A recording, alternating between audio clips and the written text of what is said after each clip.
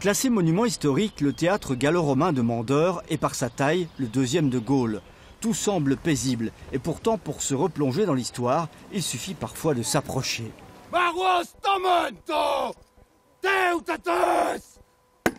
À n'en pas douter, les Gaulois sont revenus dans cet écrin cher aux archéologues qui accueillent un véritable campement avec des ateliers reconstitués sur un site qui reste méconnu.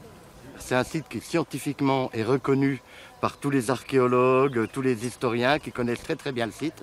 Mais la population locale, les touristes, l'ignorent quasiment.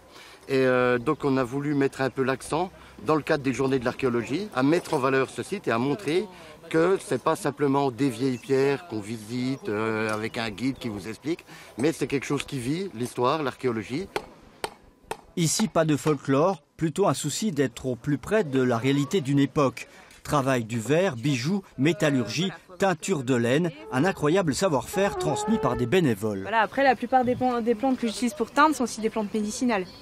Découvrir comment on teinte la laine, avec quelles plantes, les cochenilles aussi, voir ce qu'on arrive à obtenir comme couleur. Voilà, c'est intéressant. Puis de voir qu'il y a des gens qui transmettent le savoir comme ça, c'est chouette. Et l'on a même pu entendre le son du carnix qui, paraît-il, effrayait les Romains avant les combats. C'est une reproduction qui a été faite d'après qu'ils ont trouvé quelques morceaux sur le vestige archéologique ici à Mandeur.